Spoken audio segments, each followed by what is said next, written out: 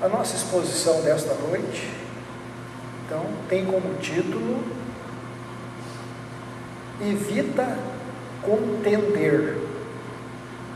Na sequência que nós estamos fazendo, é uma lição também do livro Pão Nosso, do Espírito Emmanuel, através da psicografia de Francisco Cândido Xavier. Em Espiritismo, é básico, é fundamental o aprendizado que todos nós temos e que a gente sempre repete aqui, o conceito de reencarnação. Isso é fundamentalíssimo em aprendizado espírita. Por quê? Através da reencarnação, nós entendemos o mecanismo da vida, a continuidade das nossas vidas como espíritos imortais que somos. E cada um de nós que nos aportamos aqui na Terra para mais uma experiência na vida física, para mais uma reencarnação, nós trazemos das experiências passadas a nossa bagagem espiritual. Isto é, aquele conjunto de aprendizados, de experiências, de maturidade que nós já trazemos de experiências anteriores e que no momento presente isto é chamado de dons, não é? Cada um de nós tem dom para alguma atividade na vida, mas também a gente sabe que paralelamente a esse aprendizado positivo, nós todos ainda, como não somos ainda perfeitos, né, estamos em processo de aprendizado, de melhoria íntima. Então, paralelamente a esses valores positivos que a gente já traz, nós também temos resquícios de imperfeições. Todos nós temos, não é? E a reencarnação faculta a todos nós essa possibilidade de nós melhorarmos, de nós corrigirmos, de nós acertarmos ou refazermos experiências equivocadas do passado. Então, nós, ao virmos para a nova reencarnação, nós trazemos essas duas condições: o lado positivo do aprendizado, né? E aquele lado ainda, vamos chamar de negativo, que são imperfeições que nós temos que domar, que temos que corrigir em nós, através da autoeducação, através do esclarecimento, através daquilo que o Espírito de verdade nos recomendou, que é a instrução. Nos instruirmos para aclararmos as nossas ideias, para iluminarmos a nossa mente, para enxergarmos em nós próprios aquilo que devemos corrigir, aquilo que devemos melhorar.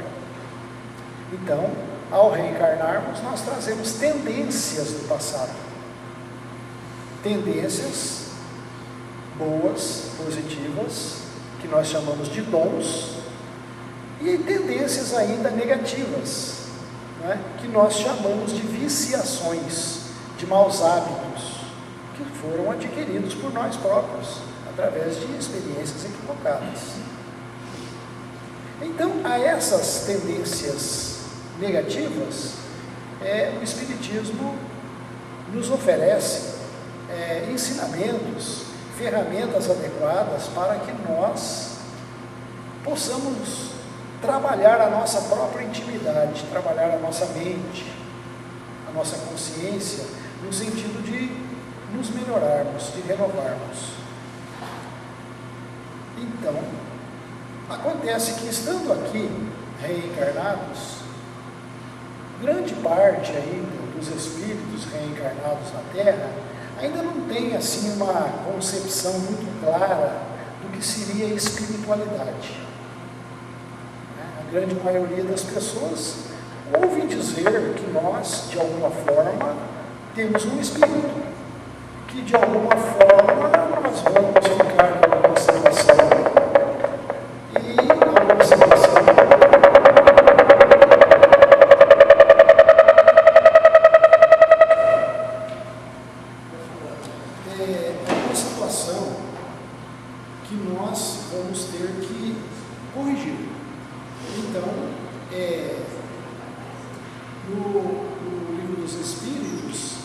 nós, espíritas, nós temos que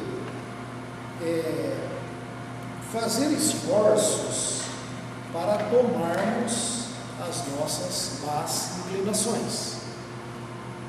E nós, ao trabalharmos isso daí, nós encontramos grandes dificuldades. Grandes dificuldades por quê? Dado o nosso pouco conhecimento de espiritualidade, nós temos assim um conhecimento meio que vago, não muito seguro do que seria a espiritualidade. Então nós vivemos uma vida assim mais prioritariamente voltada para a materialidade, para as coisas materiais. E diante dessa situação de desconhecimento da espiritualidade, nós vivemos prioritariamente a vida espiritual, a vida material, melhor dizendo. Aí o que acontece? Muitas vezes aquelas viciações que nós trouxemos, aquelas más tendências que nós trouxemos do passado, muitas vezes elas vêm à tona e a gente, quantas vezes, repete aquelas experiências equivocadas do passado. São as chamadas viciações de toda ordem, principalmente as viciações físicas, né? A gente tem muitas viciações físicas, aquelas que estão assim à mostra, todas as pessoas veem. E aí, hoje a gente vê tantas coisas, alcoolismo, drogas, né? Sexo desvairado, desregulado, e nós nos atiramos à nossa vida aí, numa vida totalmente desregrada. São viciações. E a gente acaba adquirindo para o nosso corpo físico doenças físicas, não é? E a ciência, no desenvolvimento da ciência, ela trabalha no sentido de combater esses males físicos. É o desenvolvimento da inteligência humana trabalhando para combater esses males físicos. Uma coisa bastante importante, que às vezes a gente não presta atenção, é o lado psicológico, o lado mental, que esse é o mais importante, de que trata o Espiritismo. Então, na vida social e também na nossa vida doméstica, e a vida doméstica também é uma vida social, ali nós nos agrupamos. Espíritos afins ou espíritos que têm compromissos para se acertarem mutuamente, para se corrigirem, para desenvolverem os fundamentos do perdão, da tolerância, do amor, da fraternidade. Então, é a possibilidade que a reencarnação nos oferece. Só que nós todos ainda temos os nossos personalismos, não é? Nós temos ainda os nossos egoísmos, o nosso orgulho, a nossa vaidade, a nossa prepotência. Nós temos isso aí, em menor grau ou maior grau, depende de cada um de nós, depende da história de cada um de nós. E aí então, quando surgem as dificuldades de relacionamento, quantas vezes inicia-se ali a chamada contenda. A contenda em linguagem popular, seria o bate-boca, né? A altercação, a discussão. E aí, todos querem levar vantagem, todos querem ter razão, e todos levantam a voz, Se a gente não tiver ainda a autoeducação, da paciência, da humildade, não é? Nós não mantemos o nosso nível baixinho. A gente quer elevar a nossa voz acima do outro. A gente quer impor ao outro o nosso ponto de vista. Nós sempre acharemos que nós temos razão e o outro não. Daí o título dessa exposição: Evita contender. Para a gente evitar a contenda, a discussão estéril, que muitas vezes não leva a nada. Porque no calor da discussão, nós perdemos a razão. Nós perdemos o raciocínio lógico, a calma para ponderar, não é? Para conversar em nível educado. E aí, esse falatório desvairado, conforme diz Emmanuel, falatório desvairado cria monstros psicológicos nas nossas mentes. E na sequência dos nossos desequilíbrios psicológicos, quando a gente alimenta isso seguidamente, e nós nos tornamos pessoas nervosas, irritadiças, desequilibradas emocionalmente, nós transferimos tudo isso para o nosso corpo físico. São as chamadas doenças psicossomáticas, porque elas têm origem na nossa psique e se transferem para o soma. O soma é o corpo físico, por isso que se chama psicossomáticas. Grande parte das doenças humanas tem origem nos desequilíbrios mentais. Isso é mais do que provado pela ciência, pela medicina, por tantos autores, né, que a gente estuda, a gente lê. Grande parte das doenças humanas tem origem no desequilíbrio emocional, na nossa irritação, na nossa intemperança diante da vida. Emmanuel coloca que a nossa palavra é o índice que mede a nossa posição evolutiva.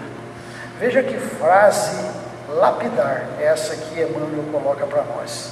Em qualquer lugar, a nossa palavra, a nossa maneira de falar, é um índice da nossa posição evolutiva. O nosso falar dá notícia daquilo que somos intimamente. Nós nos mostramos aos outros pela nossa maneira de falar. Então, muitas vezes você vai ter um diálogo com alguém e você já percebe se aquela pessoa está serena ou se ela está desarmonizada, se ela é educada ou se ela é mal educada. Na conversação você já vê o que o outro tem para te dar. E aí então Emmanuel está dizendo: foge aos que buscam a demanda. É para a gente fugir daqueles que buscam a demanda, quer dizer, demandar com a gente, não é? Porque na demanda, cada um vai querer impor os seus valores. E nós sabemos que todos nós temos uma caminhada evolutiva diferenciada. Cada um de nós tem um grau de entendimento da vida, cada um de nós tem um nível de razão, de educação, de conhecimento. Cada um de nós está num nível, não é? E aí, se nós não tivermos um pouquinho de humildade, de benevolência, nós queremos impor o nosso ponto de vista, né? Os nossos valores. E aí então acontecem as longas discussões. E nessas longas discussões, quantas vezes elas são por pequenos detalhes, os chamados preciosismos.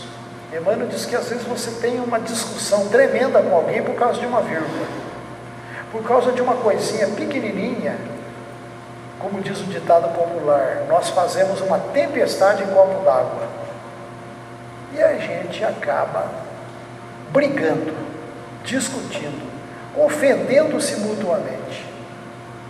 E olha que, se nós não tivermos o entendimento do perdão, do esquecimento das ofensas, nós guardamos mágoa, guardamos ressentimentos, ódios. Isto é um veneno para todos nós.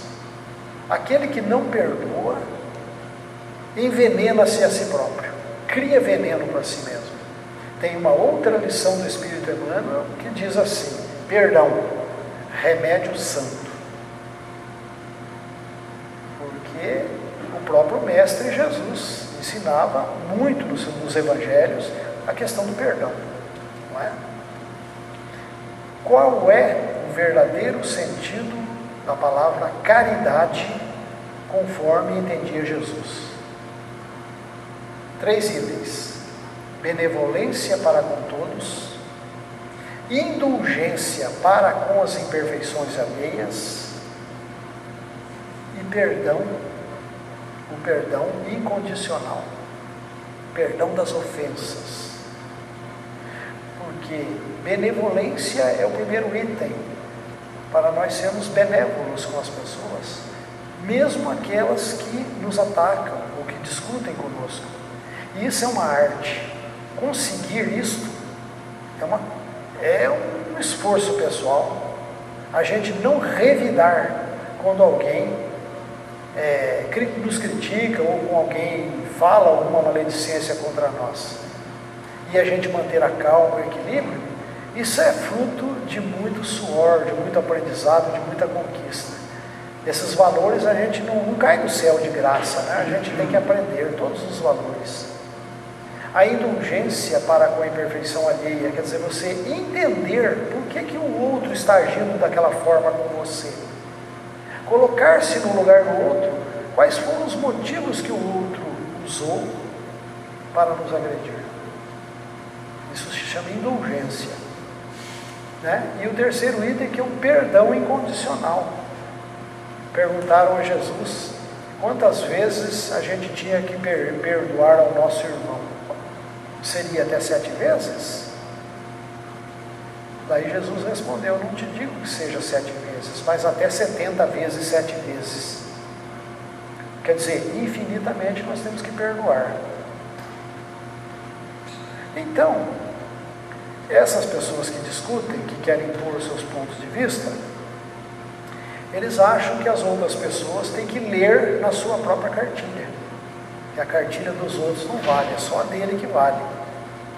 Mas nós dissemos aqui, até foi na segunda-feira, nessa última exposição, a questão da verdade, né? A gente quer impor a nossa verdade. A verdade é a verdade de cada um, né? Nenhum ser humano na Terra detém a verdade absoluta. Cada um de nós aqui está colecionando pedacinhos da verdade. Tem até uma imagem assim, didática, né? Vamos supor que a imagem estaria no espelho inteiro.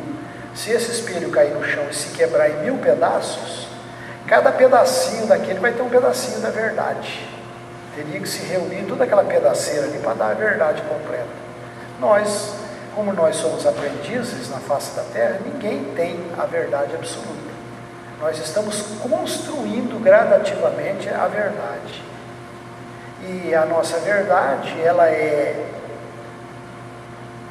relativa a esse momento nosso, a esse momento evolutivo que nós estamos vivendo. Então a nossa verdade, ela é relativa. Mas ela não é definitiva. Ela é progressiva. Ela é mutável. Porque a gente vai, com o passar do tempo, acrescentando mais experiências e mais conhecimento na vida. Então, não adianta a gente querer impor a nossa verdade ao outro, porque o outro também tem a sua porção da verdade, né? Tem uma passagem, acho que é Tiago, ele diz assim: a língua também é um fogo. Está na Bíblia, né? É carta de Tiago.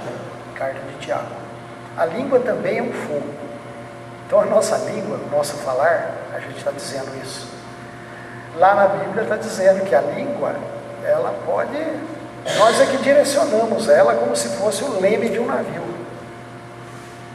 Então ela pode orientar para o bem, né? Mas pode também atear fogo numa floresta, incendiar.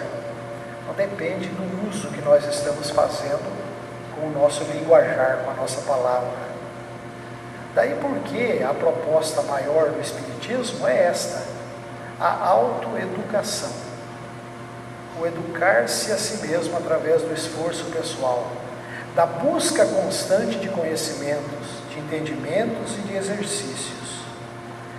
Essas contendas, essas demandas, acontecem demais entre nós no campo político. Não precisa falar mais nada, né? Quantas demandas, quantas contendas no campo político. E no campo religioso, então? Né? No campo religioso, cada um tem, a nós espíritas, no nosso meio espíritas, também nós temos pessoas que cada uma tem uma prioridade mais religiosa.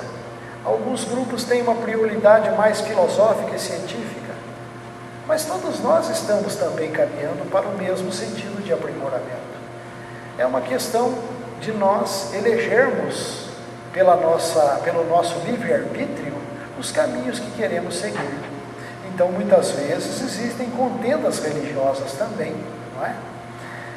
Nas questões de heranças, por exemplo, não é? Morre lá o patriarca da família e deixa lá valores.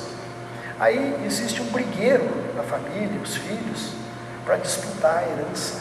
Então, quantas contendas existem, não é?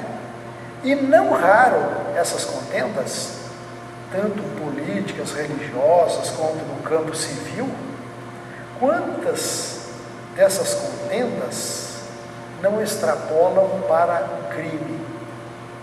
Quantos crimes acontecem por contendas, por demandas, por não cederem, pelo egoísmo de querer assambarcar para si tudo? Nós todos sabemos disso, né? No cotidiano das nossas vidas, no noticiário da mídia, quantas coisas nós vemos acontecerem justamente por causa de contendas. Então, como a gente disse, Emmanuel sugere a todos nós que o remédio para isso é a necessidade da educação íntima, de nós modificarmos os nossos hábitos, aquilo que a doutrina nos ensina. Reconhece-se o verdadeiro espírita pela sua transformação moral, pelos esforços que faz para domar as suas más tendências, ou suas más inclinações. Está se dizendo aqui, reconhece-se o verdadeiro espírita, mas não simplesmente nós espíritas, mas toda a humanidade, não é? Toda a humanidade. Vamos trocar esse espírito aí por homem de bem, por um homem que busca o bem, que quer melhorar. Então todo homem, reconhece-se o homem que quer se melhorar, o homem que faz esforços para domar essas tendências negativas que trazemos do passado, né? Para transformarmos isso em valores positivos, desenvolver a humildade, a indulgência, como nós já falamos agora aqui, e a alteridade, é uma palavra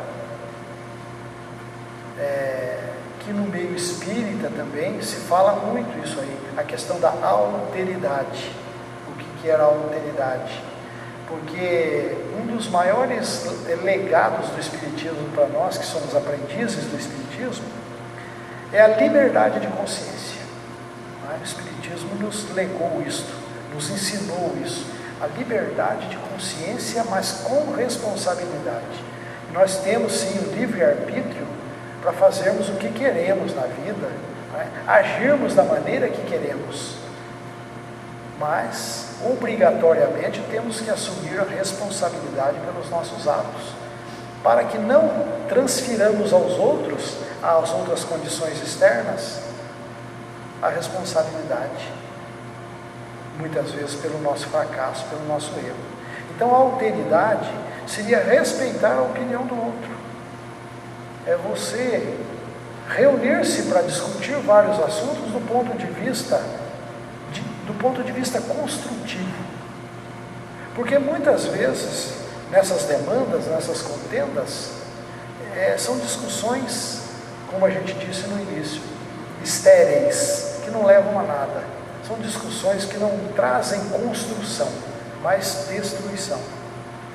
A alteridade, ela sugere que as pessoas que discutam algum assunto, vamos tratar, por exemplo, do nosso assunto particular, que é o assunto espírita, mas também pode ser no campo político, nos outros campos também.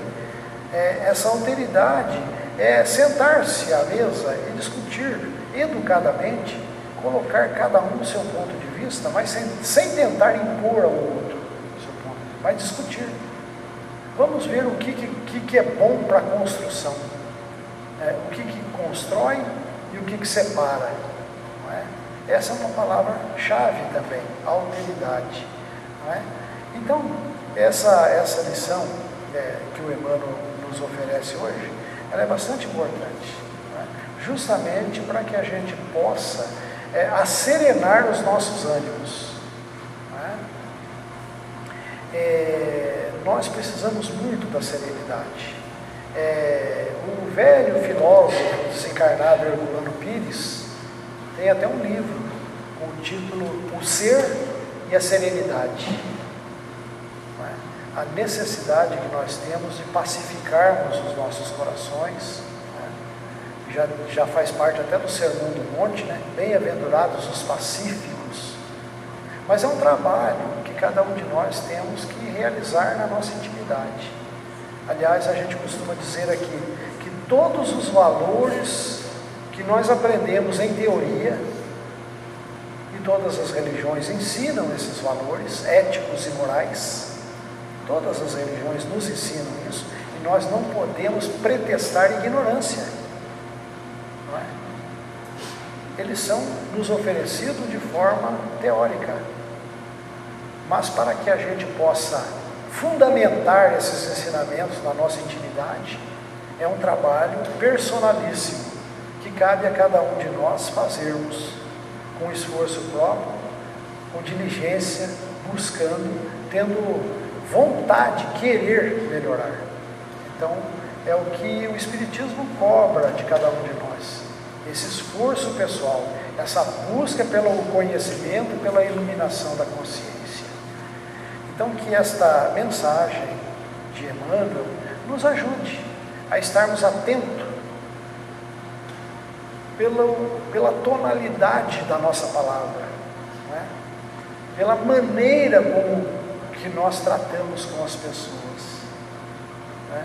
A gente precisa ficar atento, porque muitas vezes em momentos de dificuldades na vida, porque todos nós temos dificuldades, de toda ordem essas dificuldades, então muitas vezes a gente se desequilibra emocionalmente, e mesmo contra a vontade, ou inconscientemente, a gente acaba agredindo as outras pessoas verbalmente, e depois que a tormenta passa, a gente cai em si, e a gente se envergonha de si próprio, de ter, não é, usado aquelas palavras e ofendido o próximo. Então, que essa lição nos ajude a ficar assim atentos para conosco mesmo, para com a nossa palavra, né? Para com as nossas atitudes perante a coletividade. Muita paz a todos, assim seja.